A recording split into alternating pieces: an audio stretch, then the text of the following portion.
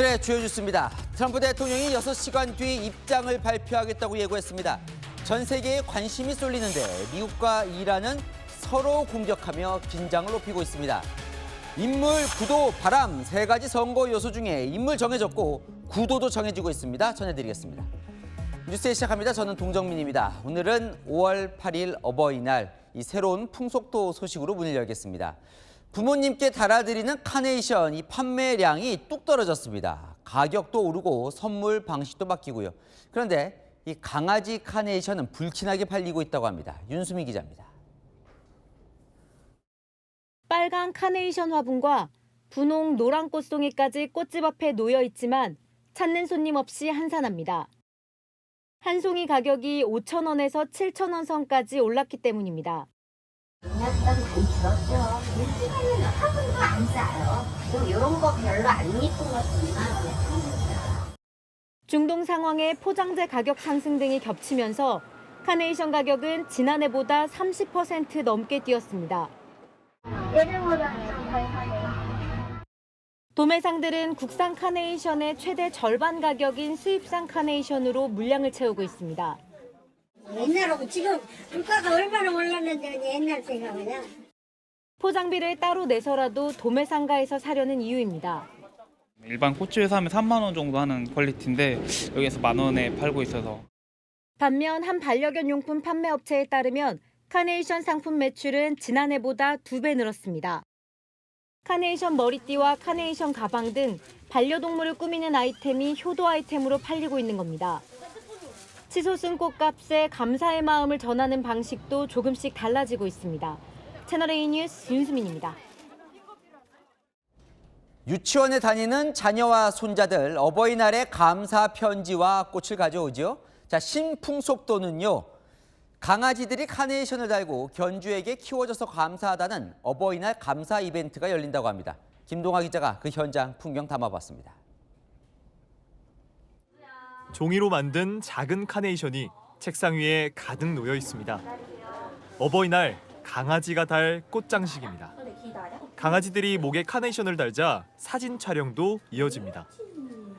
서울의 한 반려견 유치원에서 열린 어버이날 행사입니다. 저녁에 만날 가족에게 전하는 감사 편지도 준비됐습니다.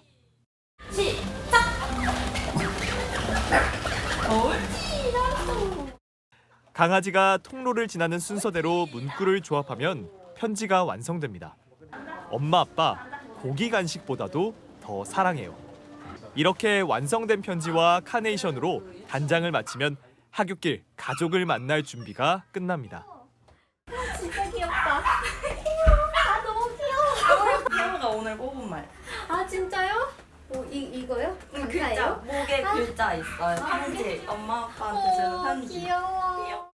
견주들의 호응은 높은 편입니다. 23년도, 22년도에 비해서 한 4배 정도 많이 높아진 것 같아요. 가족 중에 일부고 그리고 자녀라고 생각하시는데 그 문구나 이런 게 감동적이니까. 저는 태호가 이렇게 단순하게 강아지로서 살아가는 게 아니고 가족이라고 생각을 하거든요. 제 태호 이렇게 카네이션 꽃 강아지로 저희 엄마 아빠한테도 인사하러 갈 거예요. 반려견 양육 인구가 늘면서 강아지들의 어버이날 행사도 새로운 풍경으로 자리 잡고 있습니다. 채널A 뉴스 김동아입니다. 태호가 오늘 뽑은 말. 트럼프 대통령이 6시간 뒤 연설을 예고했습니다. 그 직전 이란 지도부를 미치광이에 비유하고 이란과 교전도 오갔습니다. 연설 주제도 밝히지 않았지만 확전인지 종전 합의인지 종잡을 수 없는 상황. 전 세계의 눈이 다시 워싱턴으로 쏠립니다. 워싱턴에서 정다은 특파원이 보도합니다. 백악관은 한국 시각으로 내일 오전 1시 트럼프 대통령의 연설이 있을 예정이라고 공지했습니다. 어떤 내용이 담길지는 공개하지 않았습니다. 미국과 이란이 호르무즈 해협에서 교전을 벌인 다음 날 이뤄지는 것으로 이란에 대해 어떤 발언을 내놓을지 주목됩니다. 앞서 트럼프는 미 구축함 3척이 포화 속에서 호르무즈 해협을 성공적으로 통과했다고 밝혔습니다.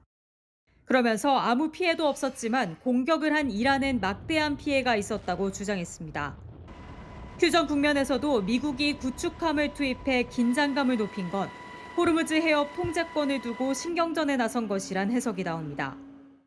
트럼프는 이란은 미치광이들이 이끄는 나라라며 신속히 합의안에 서명하지 않으면 훨씬 더 강력하고 폭력적인 방법으로 제압할 것이라고 경고했습니다.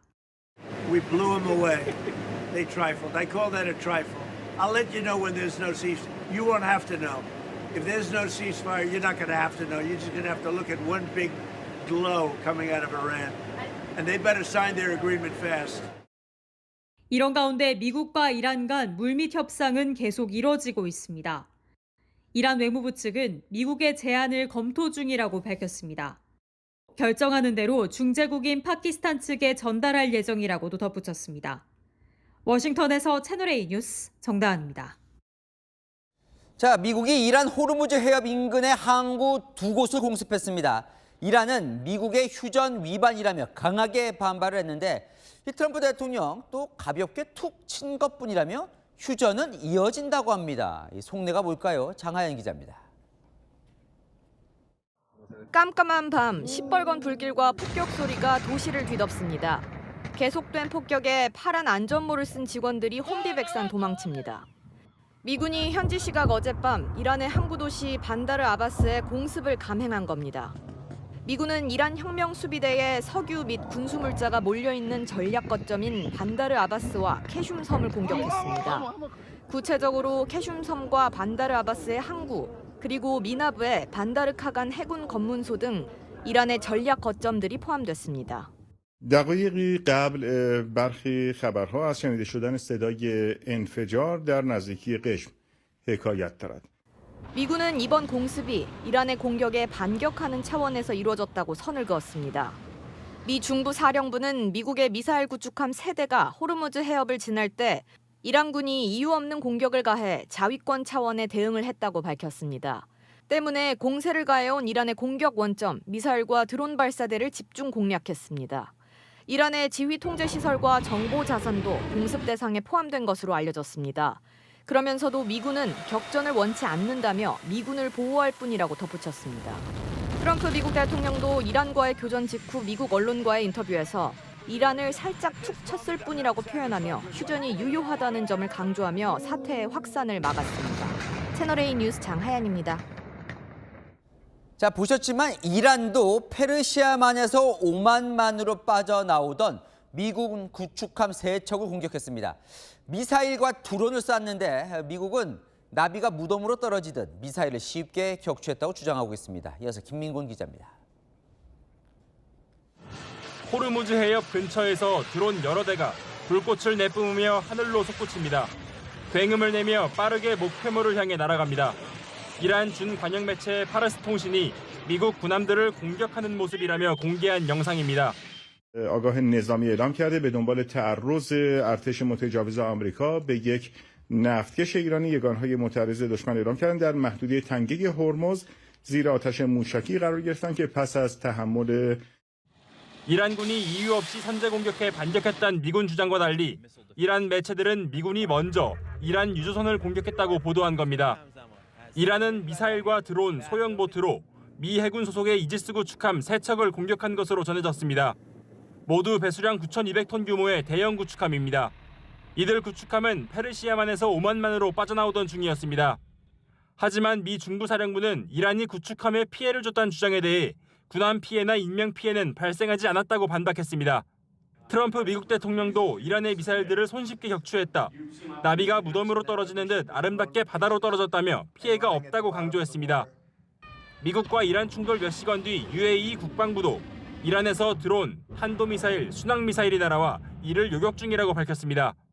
이란은 지난 5일에도 UAE 푸자이라항의 석유시설을 공격했다는 의심을 받고 있습니다. 이란은 UAE에 대한 공격은 전면 부인하는 상황입니다. 채널A 뉴스 김민곤입니다.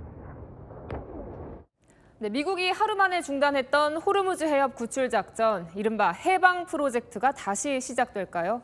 사우디아라비아와 쿠웨이트가 미군의 영공 사용을 다시 허용하기로 했습니다. 이르면 이번 주 안에 작전이 재개될 수 있다는 관측도 나옵니다. 윤지유 기자가 보도합니다. 사우디아라비아와 쿠웨이트가 미군의 자국 내 기지와 영공 사용 제한 조치를 해제했다고 월스트리트 저널이 보도했습니다. 두 나라는 미국이 이란의 공격을 적극 막아주지 않을 것을 우려해 미국에 강수를 뒀습니다. 사우디아라비아와 쿠웨이트의 기지는 미 공군의 중동 전력의 핵심입니다.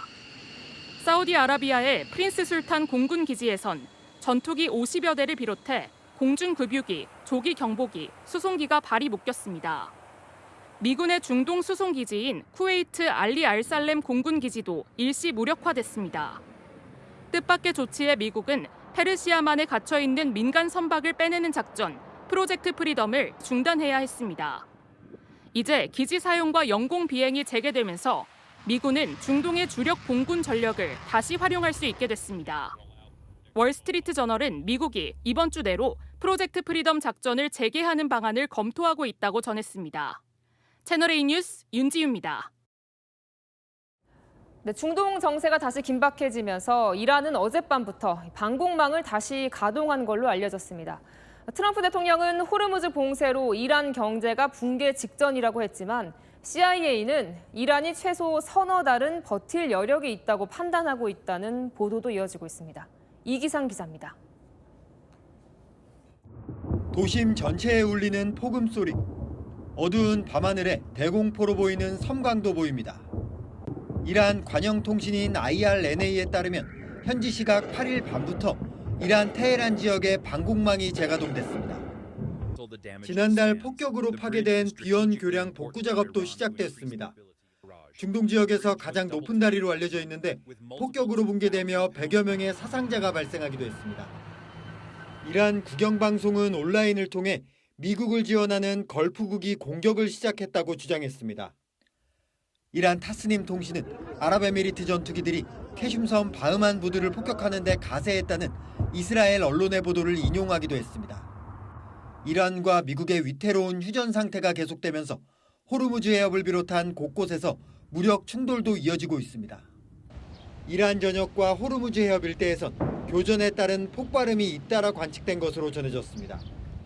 한편 미 워싱턴 포스트는 현지 시각 7일 복수의 소식통을 인용해 이란이 해상 봉쇄를 최소 3, 4개월은 견딜 수 있을 것이라는 CIA 보고서가 도널드 트럼프 행정부에 전달됐다고 보도했습니다. 이란이 육로를 통해 석유를 밀반출하는 식으로 미국 예측보다 더 오래 경제난을 견딜 수 있다는 내용입니다. 이란의 미사일 능력도 전쟁 전 70% 수준을 유지하고 있는 것으로 알려지면서 전쟁이 장기화할 수 있다는 우려도 나옵니다. 채널A 뉴스 이기상입니다. 네, 호르무즈 해협 인근에서 폭발 사고가 난 한국 선박 나무호가 이렇게 두바이 항에 도착했습니다. 피격인지 아닌지 정부 조사단 조사가 시작됐는데요. 나무호가 사고당한 시점 중국 유조선도 공격을 당했다는 보도가 나왔습니다. 박선영 기자의 보도입니다. 아랍에미리트 두바이항에 도착한 한국 선박 나무호입니다. 12시간가량 예인선에 이끌려 우리 시간으로 오늘 아침 8시 반쯤 두바이항 수리조선소에 도착했습니다. 정부 조사단은 우선 화재가 발생한 기관실 내부와 선내 CCTV 등을 확인할 예정입니다. 화재가 트럼프 대통령 주장대로 이란의 공격 때문인지 선박 자체 결함 때문인지 원인 규명에 착수합니다. 이런 가운데 나무호 사고가 발생한 시점 중국의 한 유조선도 사고를 당한 사실이 뒤늦게 전해졌습니다. 중국 현지 언론은 중국 선주 소유의 대형 유조선이 지난 4일 아랍에미리트 사크르항 인근에서 공격을 받았다고 보도했습니다. 중국 유조선의 경우 선박 갑판에 불이 난 것으로 알려집니다. 이란의 우호국인 중국의 선박 피격 가능성이 제기된 건 호르무즈 해협 봉쇄 후 이번이 처음입니다. 채널A 뉴스 박선영입니다. 지방선거 26일 앞두고 대구가 딱 붙었습니다. 최근 발표된 3번의 조사 모두 김부겸, 추경호 두 후보 오차 범위 내 접전입니다. 선거전은 더 뜨거워지고 있습니다. 최승현 기자입니다. 민주당 김부겸 40%, 국민의힘 추경호 41%. 어제 발표된 대구시장 후보 여론조사 결과입니다. 두 후보 사이 격차 1%포인트. 지난 4일 발표된 조사에서도 김부겸 41%, 추경호 36%. 같은 날 발표된 조사에서도 김부겸 45.9%, 추경호 42.4%. 모두 오차 범위 내 접전입니다. 이렇게 좁혀진 격차에 김 후보 배식공사와 간담회 등 오늘만 6개 일정을 소화했습니다. 인물론으로 승부하겠다는 겁니다. 지지율에 일희일비할 건 아닙니다. 처음부터 예상했던 거고요. 계속 대구 시민들한테 호소하겠습니다. 김 후보 캠프 관계자는 보수 결집 심리를 건드리지 않게 최대한 낮은 자세로 호소할 것이라고 전했습니다. 추 후보는 경선 결과에 반발해온 주호영 의원을 총괄 선대위원장으로 임명했습니다. 보수의 심장이라고 불리운 우리 대구가 지금 유례 없이 치열한 박빙 선구를 치르고 있습니다. 공소 취소 법안 이슈로 보수 결집이 시작됐다며 이젠 경선으로 흩어졌던 보수 표심을 하나로 묶겠다는 전략입니다. 지금 여전히 우리는 갈 길이 멀다. 그래서 더 긴장해서 더 치열하게 민심에 다가가서 보수의 심장 반드시 지킴으로써 자유민주주의 체제 대한민국을 지키겠다. 인물론이냐 보수 결집이냐 남은 26일간 대구 표심에 관심이 쏠리고 있습니다. 채널A 뉴스 최승혜입니다. 달아오른 선거 전 한 표라도 더 얻기 위해 부인의 어머니, 손자까지 가족이 총출동하고 있습니다. 서창호 기자가 담아봤습니다. 함께 큰 절을 올리고 제 안사람이랑 같이 왔습니다. 저희가 지금 절 한번 올리겠습니다. 나란히 사진을 찍습니다. 뽑아줄까요? 아니, 같이. 고맙습니다. 부인 진은정 씨, 주저앉아 남편 한동훈 후보의 바짓단도 손봐줍니다. 이 지역구 경쟁자 박민식 국민의힘 후보도 부인 배정혜 씨와 함께 주민의 허리 숙여 인사합니다. 진짜 많이 도와주고. 민주당 하정우 후보는 SNS에 어머니 사진을 띄웠습니다. 부모님이 부산 북구의 덕포시장에서 물건 팔며 저희를 키우셨다며 어버이날 감사를 표했습니다. 유모차를 끌고 있는 김진태 국민의힘 강원지사 후보. 아들과 손자까지 3대가 행사장에 등장했습니다.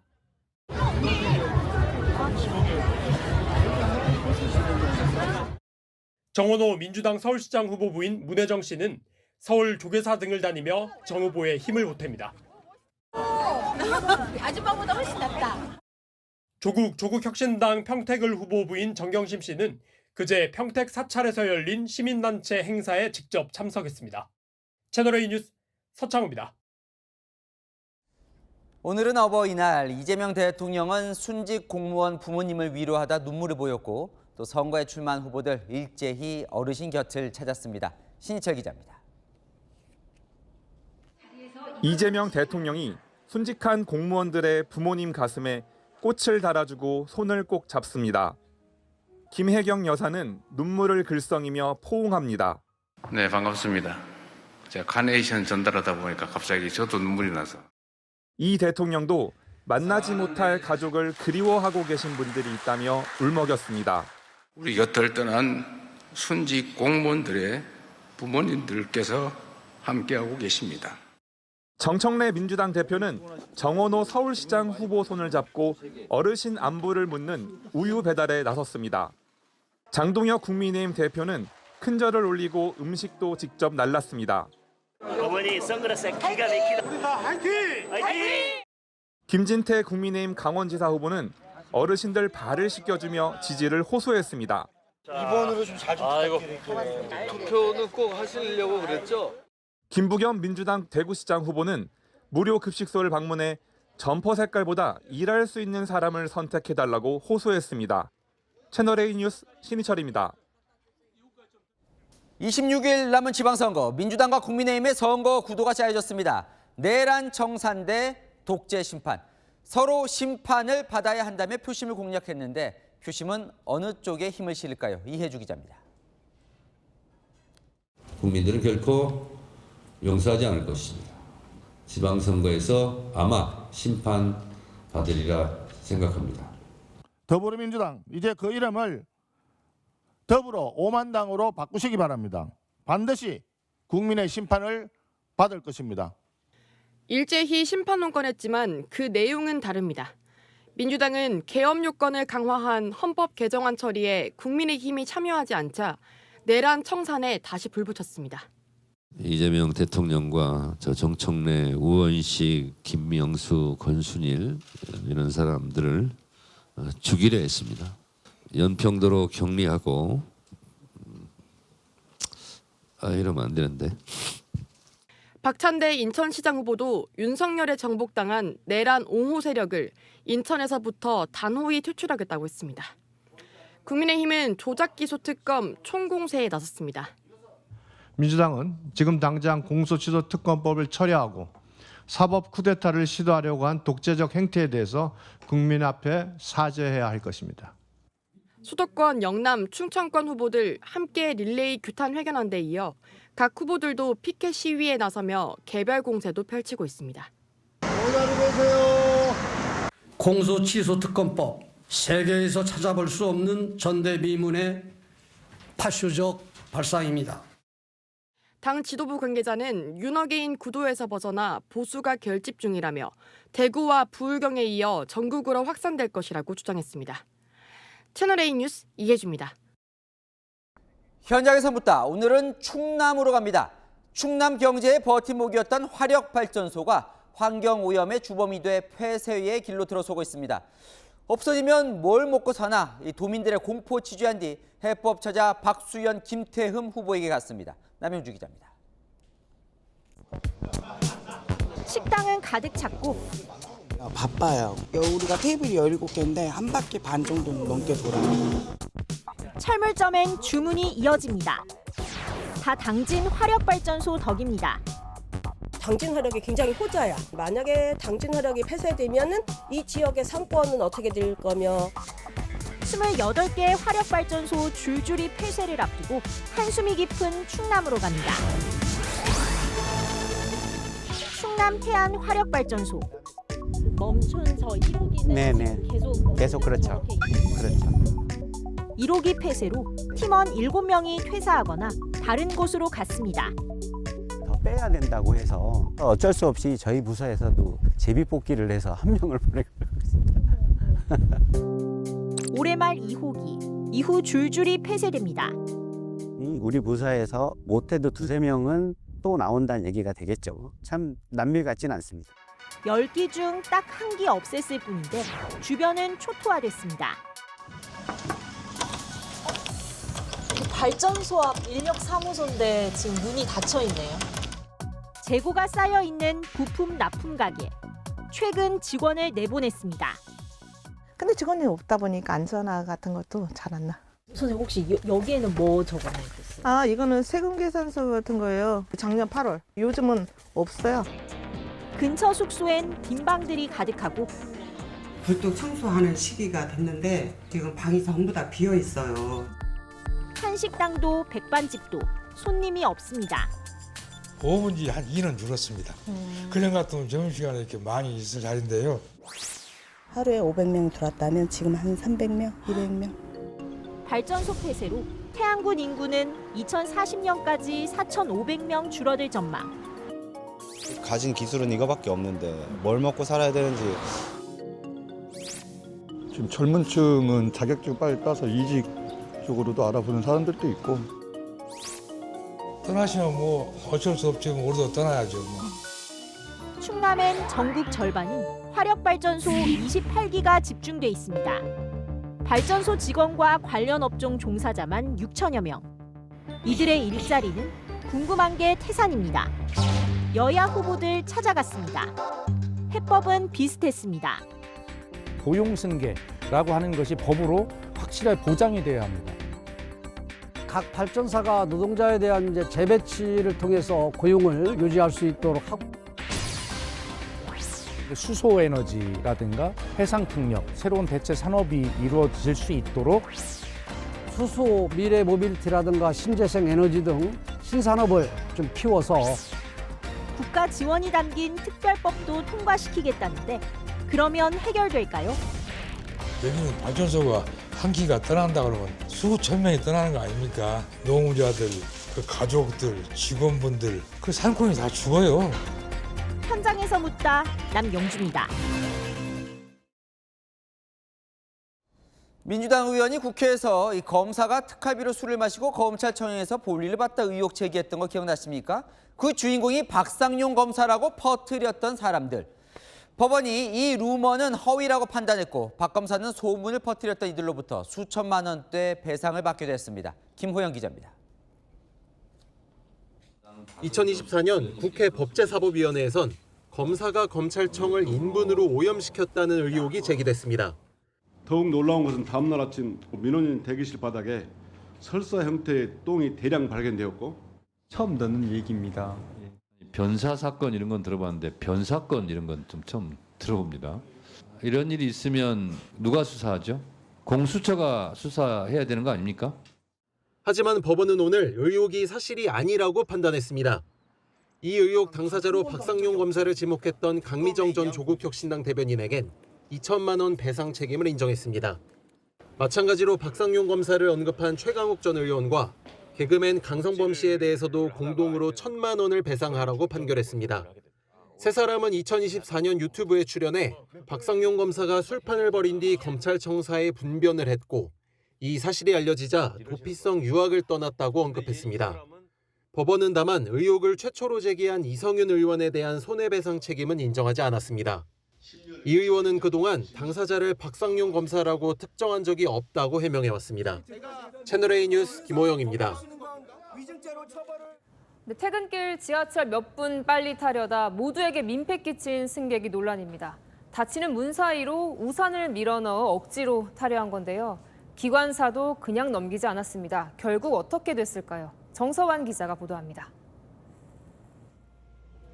닫힌 지하철 출입문 사이로 비닐 우산이 끼어 있습니다. 승강장에서 우산을 쥔 남성이 손으로 문을 열려고 시도합니다. 문이 잠깐 열린 사이 우산을 그대로 밀어넣고 열차에 올라타려다 실패합니다. 한 번 더 문이 열리고 나서야 우산을 빼고 탑승을 포기합니다. 어제 오후 지하철 빌런이라며 SNS상에 올라와 화제가 된 영상입니다. 댓글엔 내가 기관사여도 안 태워준다. 좋은 마음으로 다시 열면 다음에 뛰어오는 사람이 또 낀다 등 무리한 승차 시도를 비판하는 반응이 쏟아졌습니다. 서울교통공사 측은 당시 열차가 2분가량 지연됐다며 안전한 이용을 당부했습니다. 무리하게 탑승을 하시는 경우가 사고가 발생할 수 있으니까 열차를 이용할 때 말이면 여유를 갖고 닫히는 지하철 문에 무리하게 물건이나 몸을 끼워 넣으면 열차 고장이나 큰 사고로 이어질 수 있습니다. 지난 5년간 전동차 출입문 관련 사고는 연평균 200건 가까이 발생했습니다. 채널A 뉴스 정서환입니다. 네, 사건을 보다 시작합니다. 사회부 서상희 사건팀장 나왔습니다. 첫 번째 사건부터 보겠습니다. 네, 캐리어에 돈바다리 꽉 찼는데 이거 어떻게 된 거죠?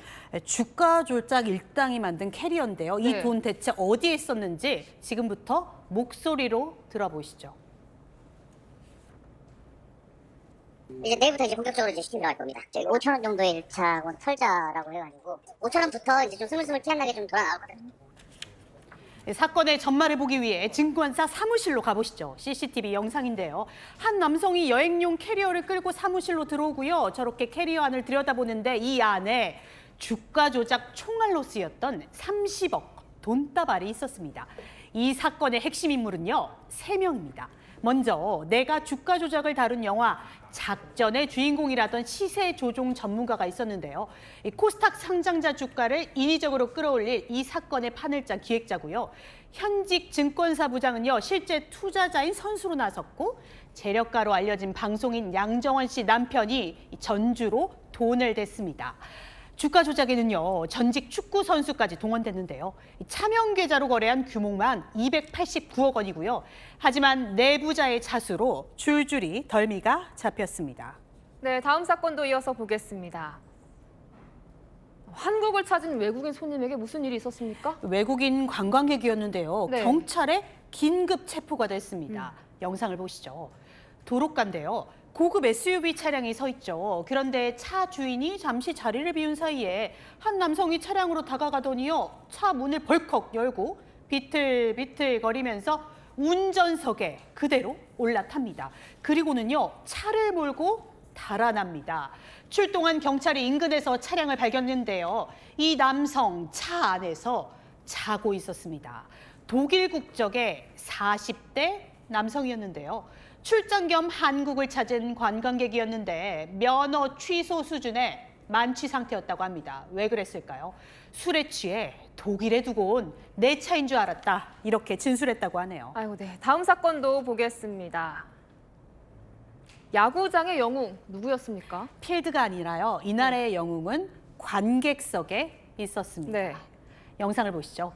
야구장 아닌데요. 희뿌연 연기가 피어오릅니다. 수원에서 열린 롯데와 KT 경기가 잠시 중단됩니다. 경기장 바깥 상황을 보시죠. 영상을 보시면요. 쓰레기 분리수거장에서 시뻘건 불길이 치솟습니다. 그런데 이때 관객석에서 달려온 남성이요. 소방 호스까지 연결해서 불을 끄는데 뭔가 예사롭지 않죠. 이들의 정체, 휴문날 야구장을 찾았던 소방관들이었습니다. 소화전이 있어가지고 물로 좀 하면은 조금 더 연소 확대를 좀 저지할 수 있을 것 같아가지고요. 아 근데 저는 빨리 꺼야겠다는 생각밖에 없어서. 근데 확실히 근데 평소랑 달랐던 거는 공기호흡기가 없으니까 연기를 너무 많이 먹게 되더라고요. 휴일 가족들과 함께 찾은 야구장인데 불이 난 걸 보자마자 몸이 먼저 움직였다고 하네요. 네, 마지막 사건도 보겠습니다. 차량이 숨어버렸습니까? 네, 어두운 밤이었고요. 비까지 왔는데 경찰의 추적을 따돌릴 수는 없었습니다. 영상 보시죠. 차량 한 대가요. 주차장을 나서다가요. 잠시 뒤에 택배 트럭을 쿵 들이받습니다. 후진을 하다가 또 사고를 내는데요. 그런데 이 차량 그대로 도망을 칩니다.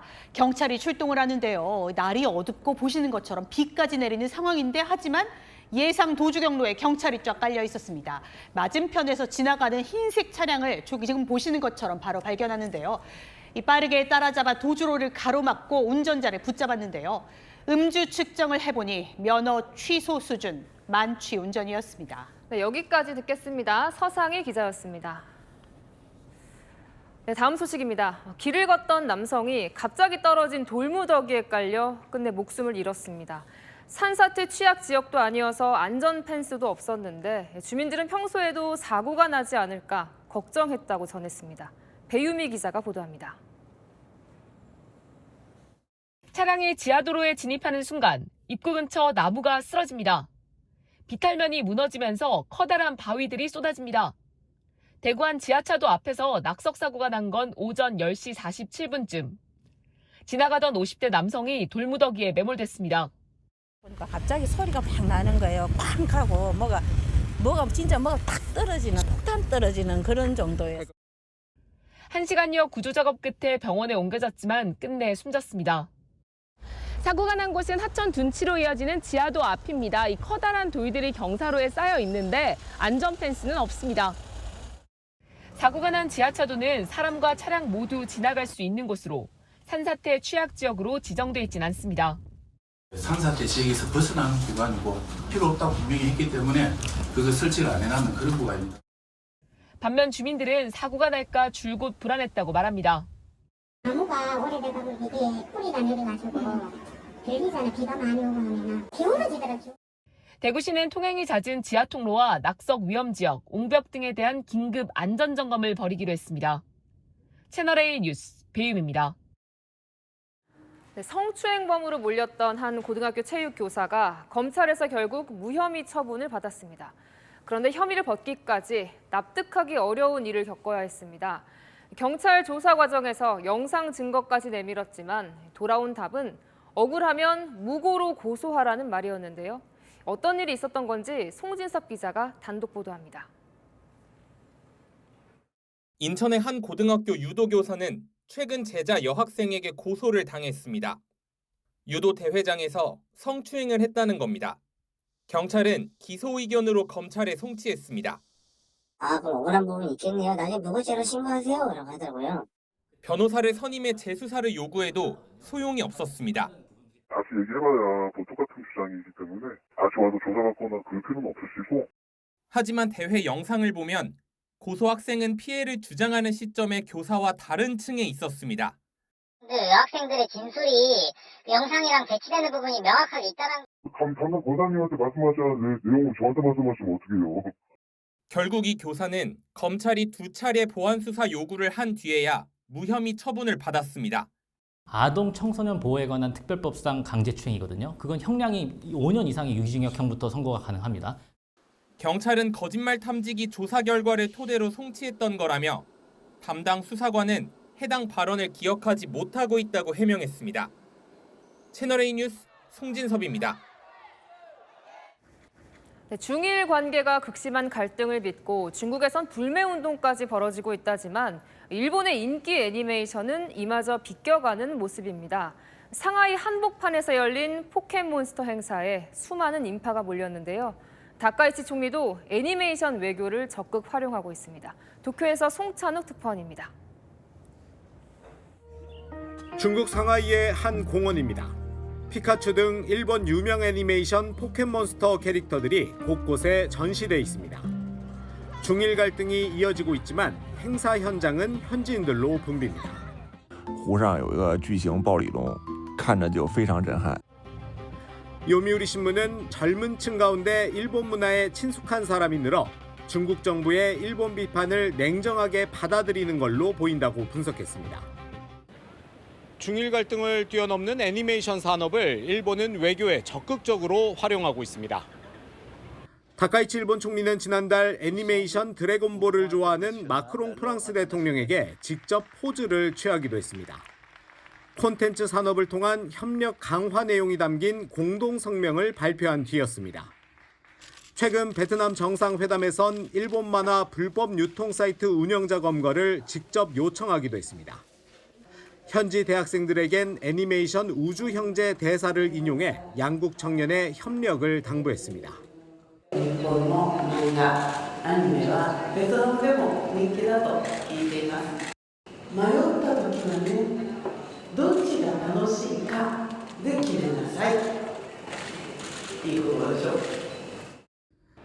일본 정부는 2023년 54조 원 수준이었던 콘텐츠 산업 해외 매출액을 2033년까지 187조 원으로 끌어올리겠다는 계획입니다.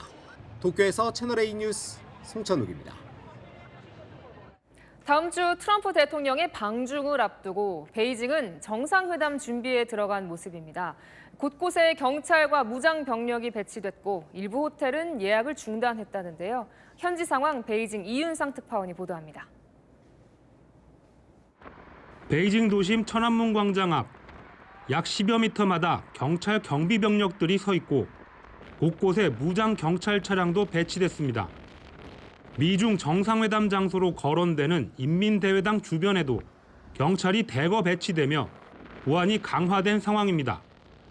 인민대회당은 11일부터 관광객들의 관람 예약도 받지 않고 있습니다. 이곳 베이징 도심 인근엔 교통 통제를 위한 철제 펜스들이 곳곳에 놓여 있습니다. 인민대회당 인근 유명 5성급 호텔도 12에서 15일 투숙객 예약이 중단됐고 외벽 청소와 보수 작업이 한창입니다. 现在订不了吗？订不了了，目前这个时间段没有房了。 미국 비밀경호국 소속으로 추정되는 차량들이 베이징 도로를 달리는 모습이 목격되기도 했습니다. 지난 주말 베이징 서우드 공항에 도착한 미군 수송기 C-17을 통해 운반돼 경호 준비를 위해 사전 배치된 것으로 보입니다. 다만 중국은 미중 정상회담 일정 등에 대해 여전히 신중한 태도를 보이고 있습니다. 关于你提到的具体问题，我目前没有可以提供的信息。 미중 정상 간 세부 일정이 확정되면 중국 측 발표가 있을 것이란 관측이 나옵니다. 베이징에서 채널A 뉴스 이윤상입니다. 이번 전쟁 기간 설전을 주고받았던 트럼프 대통령과 교황 사이 화해가 이뤄질까요? 가톨릭 신자인 루비오 국무장관이 바티칸을 찾았고 교황청도 이례적으로 영덕으로 화답했습니다. 김주 기자입니다. 바티칸에 들어서는 검은색 차량. 마코 루비오 미국 국무장관이 차에서 내리고 교황청 고위 인사들이 맞이합니다. 교황청 유일의 군사 조직인 스위스 근위대도 도열에 영접합니다. 통상 국가 원수에게 허용되는 종의 아치문을 통과하는 등 국빈급 대우를 받았습니다. 교황 레오 14세도 루비오 장관과 악수하며 환대합니다. 두 사람은 이란 전쟁 등 중동 상황에 대해 약 45분간 대화를 나눴습니다. 루비오 장관은 교황에게 크리스털로 만든 미식축구공을 선물했고 교황은 평화를 상징하는 올리브 나무 펜을 선물했습니다. 그동안 트럼프 대통령과 교황은 이례적인 설전을 주고받았는데 미국 주도로 갈등 봉함에 나섰다는 평가가 나옵니다. 오는 11월 중간 선거를 앞두고 가톨릭 유권자의 표심을 의식한 행보라는 분석입니다. 실제 미국 측은 성명에서 양측이 강한 관계를 확인했다는 점을 강조했습니다. 반면 교황청은 평화 의지를 부각해 미묘한 온도차도 엿보였습니다. 채널A 뉴스 김지우입니다. 크루즈선에서 시작된 한타 바이러스 사망자 3명, 확진자도 5명으로 늘었습니다. 그런데 첫 사망자가 나온 직후 크루즈선의 선장이 전염성이 없다고 발표하는 영상이 공개돼 논란이 되고 있습니다. 우리 질병청도 첫 입장을 내놨습니다. 홍유라 기자입니다. 지난달 초 크루즈선 혼디우스호에서 한타 바이러스 첫 사망자가 나온 직후 선장이 승객들 앞에서 안내 방송을 합니다. That one of our passengers sadly passed away last night. I'm told by the doctor we're not infectious, so the ship is safe when it comes to that. 당시 배에 타고 있던 유튜버이자 여행 블로거를 통해 공개됐는데 전염성이 없다는 말에 승객들의 공동 활동은 계속됐다고 합니다. Lecture sessions, group activities, still even after the day that we had someone passed away. 현재 한타 바이러스 확진자는 5명으로 늘었습니다. 8 cases have been reported, including 3 deaths. 5 of the 8 cases have been confirmed as hantavirus. WHO는 전염성이나 치명률이 코로나19처럼 높진 않다고 밝혔습니다. 다만 바이러스 발견 전 승객 30명이 배에서 내렸는데 최소 12개 국적자들이라고 합니다. 전 세계는 하선한 승객과 밀접 접촉자를 추적 중입니다. 우리 질병청은 한국인 탑승객이 없는 점 등 한타 바이러스의 국내 전파 가능성을 낮게 보고 있습니다. 다만 아르헨티나 등 남미 지역 출국자들에게 주의를 당부했습니다. 채널A 뉴스 홍유라입니다. 트럼프 대통령의 상호 관세, 지난 2월 연방대법원은 위법 판결을 내렸죠. 자, 그러자 플랜 B로 글로벌 새로운 관세를 받겠다고 했는데 이마저도 국제무역법원에 막혔습니다. 우영기 기자입니다. 미국 국제무역법원이 트럼프 행정부가 전 세계 상대국에 일괄 부과한 글로벌 10% 관세가 무효라고 판단 내렸습니다. 지난 2월 국제비상경제권한법에 근거한 상호관세 부과가 위법하다는 연방대법원의 판결을 받은 뒤 무역법 122조를 근거로 새 관세를 꺼냈는데 이마저 제동이 걸린 겁니다. Nothing surprises me with the courts. Nothing surprises me. So we always do it a different way. We get one ruling and we do it a different way. 무역법 122조는 심각한 국제수지 적자를 해소하기 위해서 관세를 부과할 수 있는데 트럼프 행정부가 다른 경제 지표를 근거로 삼았다는 겁니다. 청와대는 이번 판결 효력은 원고 일부에게만 한정되는 것으로 안다고 밝혔습니다. 국내에 미치는 영향은 제한적일 거란 전망이 나옵니다. 트럼프 행정부는 무역법 301조와 무역확장법 232조를 활용한 새 관세 카드를 준비 중인 것으로 알려졌습니다. 채널A 뉴스 우현기입니다. 인도에서 주유소에 들어가려던 차량이 속도를 줄이지 못하고 그대로 돌진했습니다. 오토바이를 스치며 자칫 인명피해로 이어질 뻔했습니다. 이서영 기자입니다. 검은색 SUV 차량이 주유소에 진입하려 우회전을 시도하는데 속도를 줄이지 못한 채 그대로 화단 경계석을 들이받습니다. 충돌 직전 스친 오토바이가 넘어지며 탑승자 2명이 쓰러집니다. 현지 시각 4일 인도의 한 주유소에서 벌어진 사고로 다행히 인명피해는 없었던 걸로 확인됐습니다. 어린아이가 도로를 가로질러 내달립니다. 그 순간 트럭 한 대가 달려오고 부딪히기 직전 트럭이 멈춰섭니다. 주변 오토바이 운전자들도 놀란 채 현장에 멈춰서고 놀란 아이는 길을 되돌아갑니다. 인도 카우산비에서 소녀가 단 한 걸음 차이로 비극적인 사고를 피할 수 있었습니다. 트럭 여러 대가 멈춰 서 있고 차량에서는 기름이 흘러내립니다. 총으로 무장한 남성들이 나뭇가지를 이용해 기름에 불을 붙이는 듯합니다. 곧이어 다른 트럭들을 향해서도 연쇄적으로 총격을 가하는 남성들.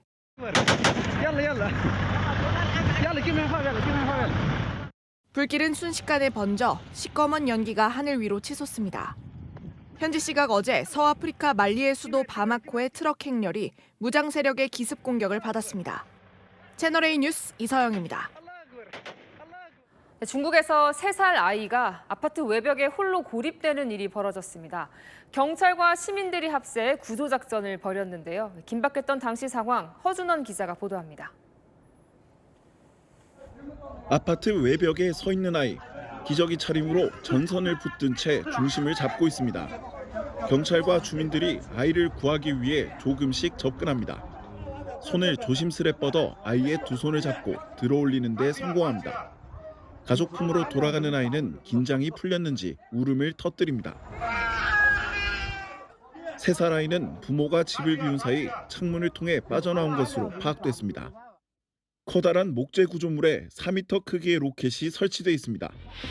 연기를 뿜으며 날아오르더니 얼마 안 돼 공중에서 폭발합니다. 불붙은 파편이 비처럼 쏟아지며 주변은 아수라장으로 변합니다. 지켜보던 사람들도 다급히 현장을 벗어납니다. 태국의 한 축제장에서 벌어진 일입니다. 축제에서 준비한 로켓이 폭발하면서 70대 남성이 다친 것으로 알려집니다. 다리에 모여 있는 사람들, 다리 난간은 깨져 있고 버스가 강물에 빠져 있습니다. 창문으로 겨우 머리를 내민 승객들이 다급히 구조를 요청합니다. 20여 명을 태운 버스가 맞은편에서 오던 덤프트럭과 부딪히며 강에 빠진 겁니다. 일부 승객들이 크게 다쳐 병원에 옮겨졌습니다. 수위가 낮아 버스가 완전히 가라앉지 않은 게 천만다행이었습니다. 경찰은 사고를 낸 뒤 달아난 덤프트럭 기사를 추적 중입니다. 채널A 뉴스 허준원입니다. 본격 영농철을 맞아 농기계 사용이 늘면서 사고도 끊이지 않고 있습니다. 사고가 나면 치사율이 일반 교통사고보다 10배 넘게 높을 정도로 치명적이라는데요. 강경무 기자가 취재했습니다. 소주병을 든 농부가 트랙터를 출발하려는 순간 한 남성이 소주병을 뺏어듭니다.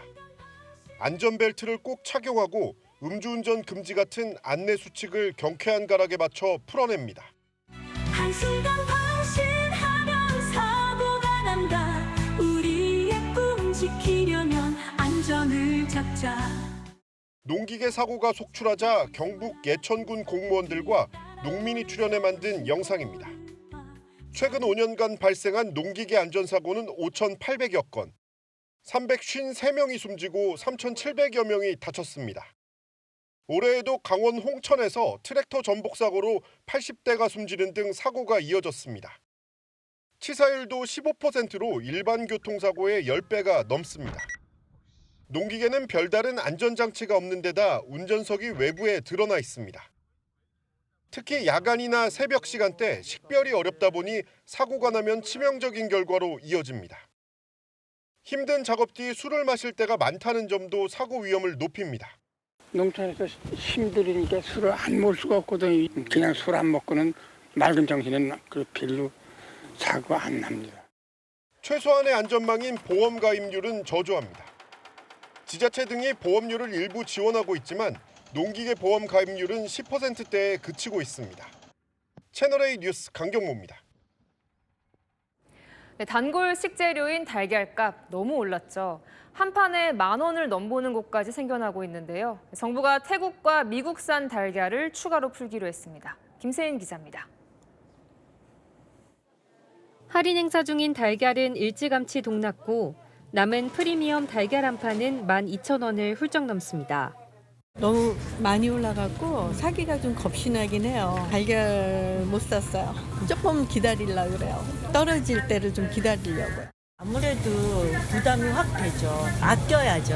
3번 살 거 2번 사게 되죠. 자주 먹는 식재료다 보니 가격이 계속 올라도 어쩔 수 없이 손이 갑니다. 한 7, 8천 원이면 사는 걸 지금은 9,000원, 10,000원? 그러니까 소비자가 어떻게 할 수 있는 부분이 아니잖아요. 30개짜리 달걀 한 판 서울 평균 기준 7,500원이 넘는데요. 3달 사이 1,000원 넘게 오른 겁니다. 조류독감 등 가축 전염병으로 공급이 줄어든 이유가 가장 큽니다. 지난달 정부는 태국, 미국산 계란 각 224만 개를 도입하기로 했습니다. 지난번에 완전 아까 품절돼서 못 샀어요. 다들 집 앞에 가까운데 많이 비싸서. 그래도 가격이 잡히지 않자 정부는 다음 달까지 미국산과 태국산 계란 총 224만 개를 추가 도입하겠다고 밝혔습니다. 채널A 뉴스 김세인입니다. 다주택자가 집을 팔 때 내야 하는 양도소득세. 모레부터는 중과, 그러니까 더 많이 내야 합니다. 세금 폭탄 피하려는 막차 탄 매도자들이 몰리면서 구청 창구는 종일 북적였는데요. 토요일인 내일도 구청은 문을 열기로 했습니다. 오은선 기자가 현장에 다녀왔습니다. 오늘 아침 매매 계약을 마친 뒤 급히 토지거래 허가 신청을 하러 구청에 온 A씨. 갑자기 매수자에게 전화를 겁니다. 어떤 서류를 가져와요? 안 그러니까 다 붙일건데 매수자가 와야 된다고 그러잖아. 매수. 이런 사람이 한둘이 아닙니다. 어임증도 있어야 돼? 미리 알았으면 해왔을 텐데. 대리 신청을 하러 온 공인중개사도 애를 먹습니다. 저희도 개인정보를 잘 모르잖아요. 지금 제가 일건을 몇 번 왔어요. 당장 모레부터 중과되는 양도세를 피하기 위해 몰린 사람들입니다. 2명이 업무를 전담하고 있었습니다. 9명까지 또 추가로 배치시켰습니다. 모레 이후엔 얼마나 세금이 늘어날까? 10년 전 10억 원에 샀던 이 아파트를 다주택자가 30억 원에 팔면 현재 양도세는 6억 9천만 원 정도입니다. 그런데 모레부터는요, 13억 원 넘게 내야 합니다. 막판 초급매가 등장할 가능성도 거론됩니다. 서울 25개 구청은 토요일인 내일까지 토지거래 허가 신청 접수 창구를 운영합니다. 채널A 뉴스 오은선입니다. 네, 이러다 로봇이 사람의 손기술마저 뛰어넘는 날이 오는 걸까요? 피아노 연주나 요리처럼 정교한 작업도 섬세하게 소화해낸다는데요. 김태우 기자가 보여드립니다.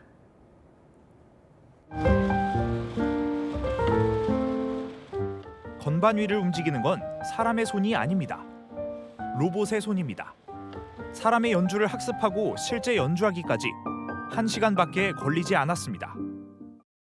달걀을 깨고 거품을 낸 뒤 토마토를 썰어 요리를 완성하는데도 4분이면 충분합니다. 중국 기업이 개발한 로봇손은 나사를 돌려 끼우는데 2초밖에 걸리지 않습니다. 크기와 종류가 다른 나사도 세 손가락으로 순식간에 고정합니다. 캔은 강하게 구기고 풍선은 터지지 않게 살짝 움켜줍니다. 힘 조절까지 하는 겁니다. 比如说我们集中的工业上的组装场景，或者我们家庭里边的一些助老助残的一些场景。 국내 기업도 로봇 손 개발에 뛰어들었습니다. 손끝의 힘과 촉감, 동작을 기억해 물건마다 가장 적합한 움직임을 계산해냅니다.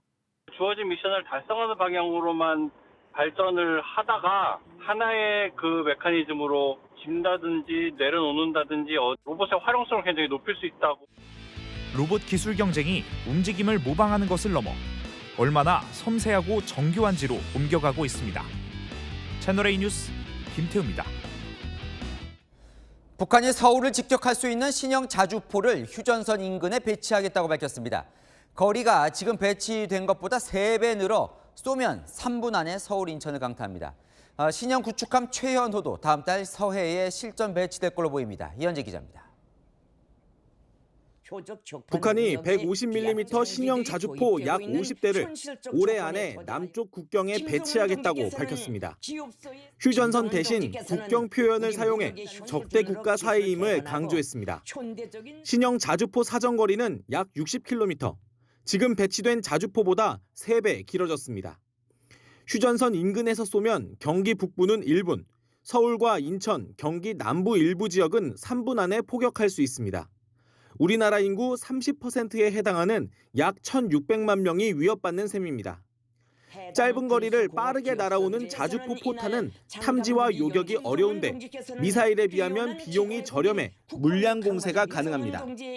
한 발당 통상 축구장 두세 개인데 동시 효력 사격을 하기 때문에 기본적으로 60발 이상이 이제 사격이 되는 거라고 생각하면 초토화되는 거예요, 초토화. 북한은 신형 구축함 최현호도 서해에 실전 배치하겠다고도 예고했습니다. 김정은 국무위원장은 어제 딸 주혜와 함께 최연호의 기동 능력 시험을 참관한 뒤 최연호를 다음 달 중순 해군에 인도하라고 지시했습니다. 실전 배치 이후 미사일 발사 시험 형태로 추가 무력 시위가 이어질 가능성이 제기됩니다. 채널A 뉴스 연지입니다. 김건희 여사가 받은 고가품이 하나 더 늘었습니다. 이후환 화백의 억대 그림인데요. 김상민 전 검사가 줬다는 이 그림, 2심 법원은 위작이 아닌 진품이고 김 여사에게 전달된 게 맞다고 결론냈습니다. 송정현 기자입니다. 법원은 오늘 청탁금지법 위반 혐의로 기소된 김상민 전 부장검사 항소심에서 징역 3년에 집행유예 3년을 선고했습니다. 1심보다 형량이 늘었는데 김건희 여사에게 이후환 화백 그림을 건넨 혐의가 유죄로 바뀌었습니다. 문제의 그림은 위작 논란이 있었는데 항소심 재판부는 진품이 맞다고 결론냈습니다. 총 12명의 전문가가 3회 반복 감정을 통해 진품이라는 결론을 일관되게 유지했다는 겁니다. 그림이 김 여사 오빠 장모 집에서 발견됐지만 실수령자는 김 여사가 맞다고 판단했습니다. 그림이 처음에는 김 여사에게 전달됐다가 특검 수사가 시작되자 김 여사 오빠 집을 거쳐 장모 집으로 옮겨졌다는 판단입니다. 김 전 검사가 김 여사 그림 취향을 확인한 뒤 작품을 구입했고 김 여사가 아주 좋아했다는 미술품 중개업자의 증언도 근거로 삼았습니다. 재판부는 김 전 검사가 공직 인사와 관련해 고가의 미술품을 제공해 국민의 신뢰를 심각하게 훼손했다고 지적했습니다. 선고 직후 김 전 검사는 상고하겠다고 밝혔습니다. 채널A 뉴스 송정현입니다. 이번 주말에는 나날이 따뜻해집니다. 내일은 서울 낮 23도로 평년 수준이고요. 모레는 25도로 5월 하순 날씨입니다. 일교차도 15도에서 20도로 크겠습니다. 내일 강릉은 11도에서 23도 예상되고요. 대구도 9도에서 24도까지 오릅니다. 충청 이남과 제주에는 강풍특보가 내려진 가운데 영남에는 건조특보도 발효 중입니다. 계속해서 불조심해야겠습니다. 내일 전국에서 자외선이 매우 강합니다. 자외선 차단제 꼼꼼히 발라야겠습니다. 주말까지는 맑아서 나들이 하기 좋은데요. 월요일 중부에 비가 시작돼 화요일엔 전국으로 확대됩니다. 날씨였습니다. 뉴스에 마칩니다. 시청해주셔서 감사합니다.